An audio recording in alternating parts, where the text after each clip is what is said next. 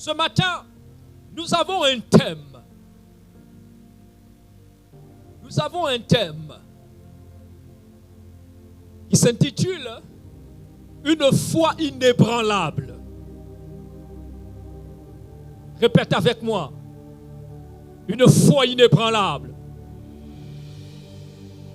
J'aime cette musique. Aïe, aïe, aïe. Le surnaturel. Le surnaturel. Une foi inébranlable. Alors que je méditais toute la nuit sur ce passage, l'Esprit m'emmènera sur ce terrain de la foi. Une foi inébranlable. C'est-à-dire une foi qui ne doute pas, malgré les difficultés que l'on rencontre, malgré les challenges que l'on rencontre, on vit une foi qui est inébranlable. Permettez-moi ce matin de prêcher avec autorité, de prêcher avec assurance. Parce que l'Esprit de Dieu est sur moi. L'onction de Dieu est sur moi ce matin afin de délivrer un message de foi, un message qui libère les captifs. Une foi inébranlable, une foi qui ne doute pas, une foi qui ne fléchit pas, malgré les difficultés, malgré les challenges. Nous allons lire dans le livre de Job, au chapitre 19, du verset 25 au verset 27. Job 19, Job 19, verset 25 à 27. Voici ce que la parole de Dieu déclare. Je sais que mon Rédempteur est vivant et qu'il se lèvera le dernier sur la terre. Après que ma peau aura été détruite, moi-même en personne, je contemplerai Dieu. C'est lui que moi, je contemplerai, que mes yeux verront, et non quelqu'un d'autre. Mon cœur languit au-dedans de moi. Oh! C'est l'histoire d'un homme appelé Job. Un homme qui était riche, qui avait une femme, qui avait des enfants. Alors que le diable se balade, Dieu va l'interrompre et il va lui dire, mais où étais-tu? Et le diable dira, je parcourais la terre. Et Dieu lui dira, mais dans tes balades, est-ce que tu as rencontré mon serviteur Job? Et là, le diable va lancer un défi à Dieu pour dire, Job, t'es fidèle. Il ne t'abandonne pas parce que tu le gâtes trop. Tu le protèges trop. Et Dieu va relever le défi parce qu'il avait une confiance inébranlable en Job. Et il donnera l'instruction ferme au diable de ne point détruire la vie de Job. Et là, la fureur des ténèbres va s'abattre sur la vie de Job. Il va perdre tout ce qu'il avait. Il va perdre ses enfants, sa richesse. Et même sa femme lui dira, maudit Dieu et meurt.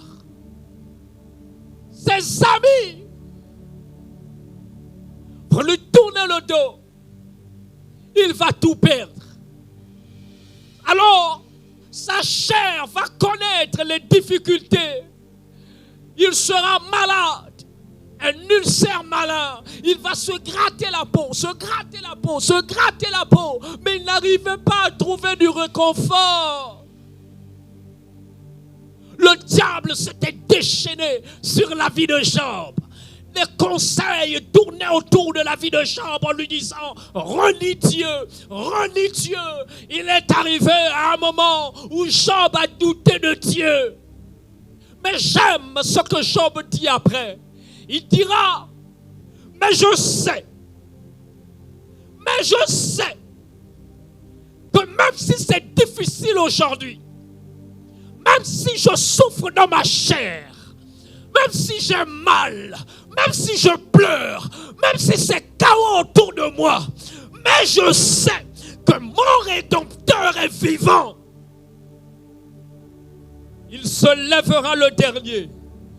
Même si tout le monde t'abandonne, même si tout le monde te tourne le dos, même si tout le monde te rejette, et cette assurance comme Job, ton Rédempteur est vivant et il se lèvera le dernier. Il te rendra justice.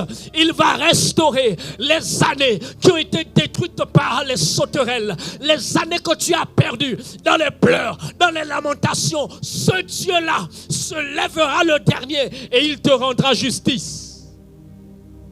C'est ce que Job a déclaré. Mon Rédempteur est vivant et il se lèvera le dernier.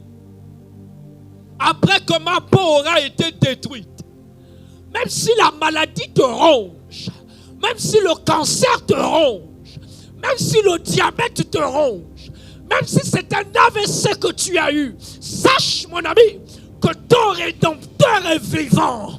Il se lèvera le dernier. Il te rendra justice. Il te rendra justice. Car il a préparé un avenir glorieux pour toi. Il a des projets de paix, des projets de bonheur, afin de te donner un avenir et de l'espérance. On espère parce qu'on a de l'avenir.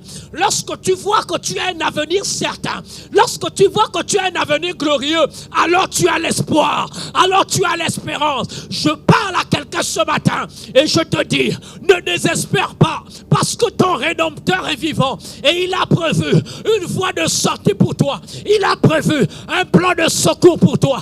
Même si la porte semble fermée, Dieu est celui-là qui ferait un chemin même dans le désert. Ne sois pas effrayé. Ne t'inquiète pas.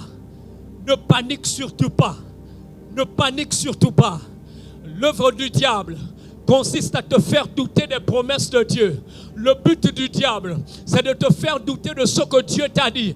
Mais j'aimerais te dire ce matin, appuie-toi sur lui, car ton Rédempteur est vivant et il se lèvera le dernier. C'est une foi qui ne doute pas, malgré les difficultés. C'est une foi qui est basée sur la certitude que nous sommes déjà exaucés. La foi inébranlable s'appuie sur la certitude que Dieu t'a déjà exaucé avant que tu ne lui demandes quoi que ce soit. Regardez dans Jean, au chapitre 11, le verset 41. C'est Jésus. On vient lui dire que Lazare est mort. Depuis 4 jours, Lazare est mort. Il est dans la tombe. Il commence à pourrir. Son corps commence à se dégrader. Et Jésus se tient devant la tombe de Lazare. Voici ce qu'il va faire. Au verset 41, la Bible dit, ils ôtèrent donc la pierre. Jésus leva les yeux en haut et dit, Père, je te rends grâce de ce que tu m'as exaucé. Pour moi, je savais que tu m'exauces toujours. Mais j'ai parlé à cause de la foule de ceux qui se tiennent ici, afin qu'ils croient que c'est toi qui m'as envoyé. Jésus n'a pas paniqué. Malgré que Lazare était mort depuis 4 jours, que son corps commençait à dépérir. Mais à un moment donné, Jésus arrive devant la tombe de Lazare. Et il va dire, Lazare sort. Lazare sort. Pourquoi? Parce qu'il avait la certitude que Lazare pouvait revenir d'entre les morts sur la base de la parole qu'il aurait déclarée. Parce qu'il était déjà exaucé par le Père. C'est pour cela qu'il lève les yeux vers le ciel. Et il rend grâce à Dieu de ce qu'il est déjà exaucé. Il est déjà exaucé. La foi inébranlable s'appuie sur la certitude que Dieu t'a déjà exaucé avant que tu ne demandes, avant que tu ne pries. La certitude t'est déjà accordée. Dieu t'a déjà exaucé. Tu as déjà été exaucé en Jésus-Christ. Est-ce que je parle à quelqu'un ce matin? Est-ce que je parle à quelqu'un ce matin? Est-ce que je parle à quelqu'un ce matin? Mon ami, j'aimerais que tu marches avec cette certitude que Dieu t'a déjà exaucé, que Dieu t'a déjà exaucé. Tu ne comprends pas ce qui se passe. Ça a l'air difficile, les choses ont l'air compliquées, mais il y a une chose qui est certaine, c'est que nous avons déjà reçu l'exaucement en Jésus-Christ. Parce qu'il dit, tout pouvoir m'a été donné. Voici, je vous donne le pouvoir de marcher sur les serpents, sur les scorpions, sur toute la puissance de l'ennemi. Et rien ne pourra vous nuire dans ce monde, sur cette terre, dans le monde des ténèbres, dans le monde de la sorcellerie. Rien ne pourra te nuire parce que tu as le pouvoir de marcher sur la puissance des ténèbres, sur la puissance du diable. Tu as le pouvoir, tu as l'autorité, tu as l'exaucement. Dieu t'a accordé l'exaucement total. Pas un exaucement partiel, mais l'exaucement total. Dis-le avec moi. Je suis déjà exaucé. Dis-le avec moi. Je suis déjà exaucé. Les situations veulent te faire croire que c'est trop tard. Mais la parole te dit que tu as déjà été exaucé. Cette situation qui te semble compliquée pour toi, sache qu'elle a déjà été réglée. Elle a déjà été réglée. Généralement, Jésus, il dit, je priais pour que cela sache que c'est toi qui m'as envoyé. Parfois on prie pour que vous sachiez que ce n'est pas nous, c'est Dieu qui opère. Mais nous avons la certitude que nous avons déjà été exaucés. Nous avons la certitude que notre Dieu nous a déjà accordé l'exaucement à ce problème. C'est pour cela que quand tu pries, tu dois prier avec cette certitude que Dieu t'a déjà exaucé. Nous allons aussi voir que la foi inébranlable, c'est une foi qui est basée sur la parole de Dieu. Voici ce que Luc au chapitre 5, le verset 5 dit.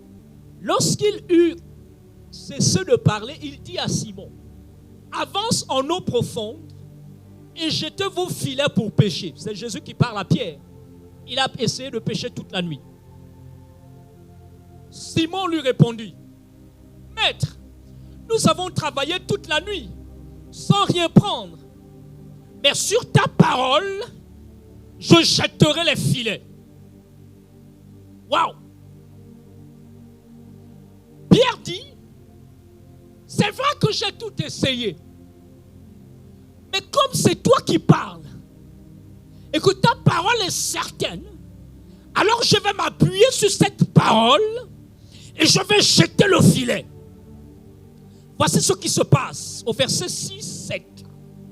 L'ayant fait, ils prirent une grande quantité de poissons et leur filet se rompait. Ah! Pierre a dit, sur ta parole, c'est vrai que j'ai essayé de pêcher toute la nuit. J'ai essayé mes méthodes, j'ai essayé mes stratégies, ça n'a pas marché. Mais sur la base de ta parole, je vais jeter le filet. Je vais jeter le filet. Et je vais essayer à nouveau. J'aimerais te dire ce matin, essaie à nouveau. Cette fois-ci, non pas sur tes principes, non pas sur tes méthodes, non pas sur tes stratégies, mais appuie-toi sur la parole qui est certaine, qui est vérité. Cette parole qui est prophétique, qui ne retourne pas au Père sans avoir accompli ce pourquoi elle est déclarée sur la base de la parole de Dieu. Va maintenant, va maintenant. Écoutez, je me souviens, j'avais reçu un jeune homme. Il avait abandonné les études parce qu'il entendait des voix qui lui disaient d'abandonner. Et le jeune homme est venu parce qu'il s'attendait à ce que je lui fasse une délivrance, que je prie pour lui, que je dise de grandes choses. Je lui ai présenté Christ. Je l'ai mis en contact de la parole. Et je lui ai dit, si tu fais confiance en ce Jésus-là, alors tu vas obtenir ton examen et ce que tu crains ne va pas t'arriver. Bien-aimé, je n'ai pas eu besoin de prier pour lui. ni de faire quoi que ce soit. Je l'ai juste mis au contact de la parole. Et laissez-moi vous dire que ce jeune homme qui avait fait presque toute l'année sans aller à l'école, lorsqu'il est retourné, il a obtenu son examen d'office. Parce qu'il s'est appuyé sur la parole. Et la parole, elle est puissante pour libérer. Elle est puissante pour délivrer. Ne vous appuyez pas sur les hommes de Dieu, mais appuyez-vous sur la parole de Dieu, qui est puissante, qui est souveraine. Cette parole a été souverainement élevée. Tout genou fléchit devant cette parole. Toute maladie s'abaisse devant cette parole. Tout problème disparaît devant cette parole. Les cancers disparaissent.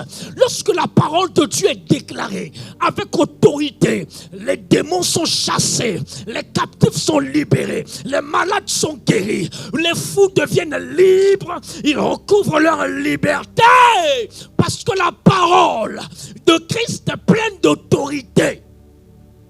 Regardez ce que Matthieu 14, 28, 30 dit. C'est toujours l'histoire de Pierre. Il est avec les autres dans la barque. Et là, au milieu de la nuit, il y a la tempête qui est là. Et il voit un homme qui marche sur les eaux. Et ils ont cru que c'était un fantôme qui s'approchait d'eux.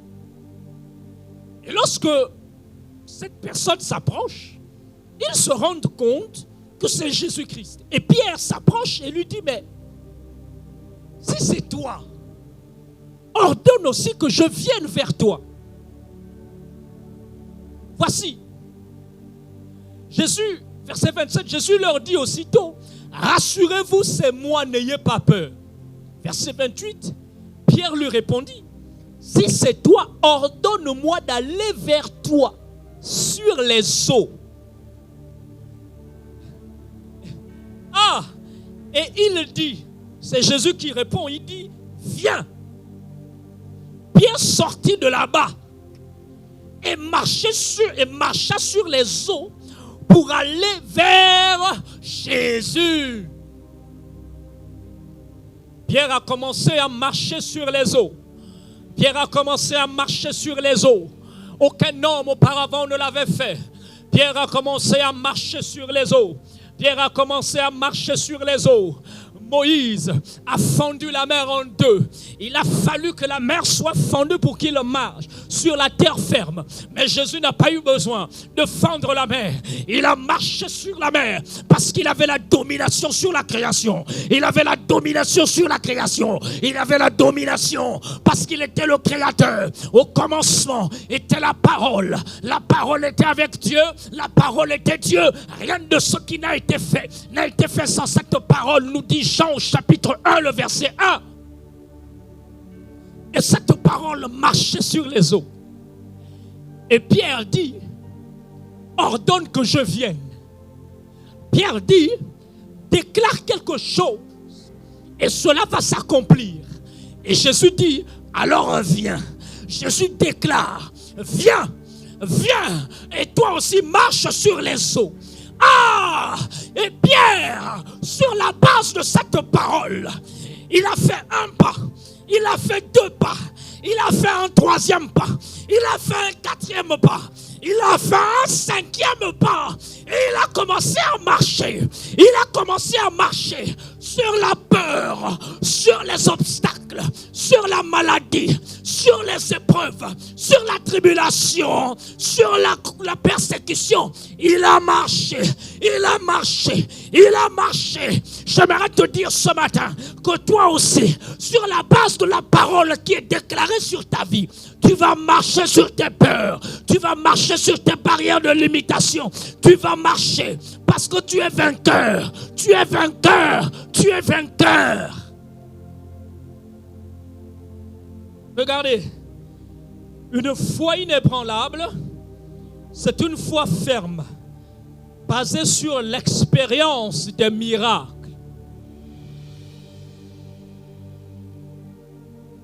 Vous allez voir dans le livre de Juges, au chapitre 16, le verset 20, l'histoire d'un homme. C'est Samson. Cet homme était tellement fort que les Philistins avaient du mal à l'arrêter. Et là, ils vont passer par une prostituée appelée Delilah. Et cette dame va essayer de trouver son point faible pour qu'il soit arrêté par les Philistins. Et lorsqu'il va faire semblant de lui livrer son secret, cette dame va le ligoter et elle va appeler les Philistins. Et elle va le réveiller et dire: Samson, les Philistins sont là, ils veulent t'arrêter. Et Samson se réveille. Et au-dedans de lui, il dit: je m'en sortirai comme les dernières fois. J'aime l'assurance et la certitude de Samson. Il dit: je m'en sortirai comme les fois précédentes. Samson pouvait arriver devant 2000 personnes. Il prend la mâchoire de l'âne. Il va tuer les Philistins. Il va éliminer ses adversaires. À chaque fois que Samson était en difficulté, la Bible déclare, il était saisi par l'Esprit de Dieu. Alors là, il pouvait arracher des bâtons d'une porte et partir avec une porte entière. Ce n'étaient pas nos petites portes, mais c'était des portes énormes. Il va arracher ces portes-là et il va partir avec cela. Et à chaque fois que Samson était devant une difficulté, l'Esprit de Dieu se posait sur lui. Il était un autre homme, rempli de l'Esprit de Dieu, rempli de la puissance de Dieu. Plus rien ne l'effrayait, plus rien ne lui faisait peur. C'est pour cela qu'il pouvait dire: même si je suis devant un problème, je m'en sortirai, car Dieu m'a secouru hier. Il le fera encore aujourd'hui, il le fera demain, il le fera après-demain. Aucune épreuve ne peut me détruire, aucune épreuve ne peut m'anéantir, car Dieu est avec moi. Si je parle à quelqu'un, mets des likes, mets des likes, mets des likes, mets des likes, mets des likes. Alléluia. L'Esprit de Dieu parle à quelqu'un ce matin. L'Esprit de Dieu parle à quelqu'un ce matin. L'Esprit de Dieu parle à quelqu'un ce matin. L'Esprit de Dieu parle à quelqu'un ce matin. Lorsque Dieu est authentique, réel dans vos vies, cela vous donne l'assurance que peu importe ce qui peut vous arriver, la main de Dieu est sur vous et il va toujours vous secourir. Et vous ne pouvez plus douter. Vous ne pouvez plus avoir peur. Je vous donne l'histoire d'un homme. Il a marché avec Jésus pendant 3 ans. Il a vu énormément de miracles. J'en dis que s'il fallait qu'on puisse écrire tous les miracles que Jésus a fait, les livres de la terre entière ne pourraient pas contenir ces miracles. Et cet homme a marché avec Jésus. Il a vu les miracles que Jésus a fait. Et lorsqu'ils sont à la chambre haute, la Bible dit que tout à coup, il y eut un bruit semblable à un vent impétueux et ils furent remplis du Saint-Esprit. Des langues semblables à des langues de feu se sont posées sur eux. Cet homme qui avait renié Jésus 3 fois avant que le coq ne chante, même devant une femme, il avait fui, ce qui était assez spectaculaire dans la tradition juive. C'était les femmes qui fuyaient, mais là il a fui devant une femme, dans la tradition juive. Et ce jour, rempli du Saint-Esprit, il va se lever et prendre la parole. Et 3000 personnes vont se convertir. Alors il se met à aller vers le temple. Et pendant qu'il va vers le temple, c'est dans le livre de Actes au chapitre 3, le verset 6. Ils vont rencontrer un homme qui était là, un paralytique qui était assis. Et à chaque fois, il venait faire la quête de l'aumône pour qu'on puisse lui donner quelque chose. Il survivait de cela. Alors là, Pierre et Jean allaient au temple pour prier. Ils vont voir cet homme. Cet homme les regardait. On va regarder à partir du verset 6. Pierre, de même que Jean, fixa les yeux sur lui et dit, regarde-nous. Et il les observait, s'attendant à recevoir d'eux quelque chose.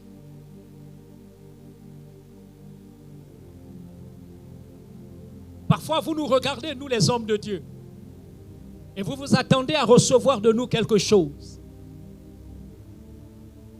Je suis un peu triste dans mon esprit à cause de tout ce qui se passe aujourd'hui dans le monde chrétien, surtout le milieu évangélique. On a fait de l'homme de Dieu la pièce maîtresse du christianisme, sinon de la foi du chrétien. Aujourd'hui, lorsque les gens viennent à l'église, ils ont la même attitude que ce paralytique. Ils nous fixent, ils s'attendent à ce qu'on fasse quelque chose. Ils s'attendent à ce que l'homme de Dieu fasse un miracle. Et il y a tellement d'enseignements qui pullulent aujourd'hui. Tellement d'enseignements. Où on a imbibé ça dans l'esprit des gens. Inculqué ça dans la culture des gens. Que c'est l'homme de Dieu qui a la solution au problème. Et que si tu ne crois pas en l'homme de Dieu, tu ne verras pas le miracle. Mais voici l'attitude de Pierre. Cet homme les fixa, s'attendant à recevoir quelque chose Dieu. Mais Pierre lui dit, je ne possède ni argent ni or, mais ce que j'ai, je te le donne. Au nom de Jésus-Christ de Nazareth, lève-toi et marche. Le saisissant par la main droite, il le fit lever. À l'instant, ses pieds et ses chevilles devinrent fermes. Alléluia. D'un bond, cet homme s'est levé. Il a commencé à louer Dieu. Il a commencé à chanter. Il a commencé à célébrer le bienfait de Dieu. D'un bond, cet homme a commencé à louer son Dieu parce qu'il a vu le miracle qui s'est opéré. Mais Pierre a opéré ce miracle parce qu'il savait que Dieu était en lui. Le même Dieu qui a opéré des miracles, c'est le même Dieu qui a opéré avec lui. Le même Dieu qui a guéri les malades, qui a libéré les captifs. Pierre savait que Dieu était capable de faire parce qu'il l'avait déjà fait. Et qu'est-ce qu'on retient? Ce qu'on retient, c'est que nous devons expérimenter des miracles authentiques dans nos vies. Bien-aimé, tu ne peux pas avoir 20 ans de vie chrétienne sans avoir expérimenté des miracles. Il y a beaucoup de gens qui ne croient plus aux miracles. Permettez-moi d'être en désaccord avec vous. Je ne suis pas d'accord. Les miracles sont toujours d'actualité. Il y a des malades dans les lits d'hôpitaux. Il y a des gens qui souffrent, qui ont besoin de miracles. Arrêtez de raconter des sottises et des balivernes. Les gens ont besoin de miracles. Les gens ont besoin d'expérimenter la puissance de Dieu. Les gens ont besoin de voir Dieu à l'œuvre. C'est cette certitude que vous aurez qui fera en sorte que même si aujourd'hui vous avez des difficultés, mais à cause de ce que Dieu a fait hier, le miracle qu'il a accompli dans votre vie vous donne la certitude. Vous ne vous permet plus de douter parce que vous savez que Dieu l'a fait. Il le fera encore aujourd'hui. Lorsque je prie et que je suis confronté à un problème, le plus souvent, je ne doute pas. Je dis à Dieu, j'ai déjà vu ce que tu as fait dans ma vie. J'ai vu des miracles dans ma vie. Et je ne peux pas douter que tu existes. Je ne peux pas douter que tu m'as appelé. Je me rends juste disponible pour ton œuvre. Parce que je sais que si tu l'as fait hier, tu peux le faire aujourd'hui. Je sais que s'il y a quelqu'un malade ici, tu peux guérir cette personne parce que tu l'as fait avec moi. Ma foi est certaine, ma foi est inébranlable, ma foi est ferme parce que j'ai déjà vu les miracles de Dieu. Lorsque Dieu opère dans ta vie, mon ami, ta foi devient inébranlable. Personne ne peut te déstabiliser parce que ta foi n'est pas fondée sur les discours persuasifs de la science, de la sagesse, mais ta foi est fondée sur une démonstration d'esprit et de puissance. Nous devons aspirer à une foi authentique et une démonstration de la réalité, de la présence de Dieu. Écoutez-moi bien, les miracles sont la preuve que Dieu existe, mais aussi que sa parole est certaine. Le miracle vient nous confirmer que ce qui est dit dans la parole de Dieu est vrai et que cela s'accomplira si tu crois seulement. J'aimerais terminer avec ce point. Les miracles enracinent et solidifient notre foi. Allons-y dans le livre de 1 Corinthiens. Parce qu'après nous allons prier.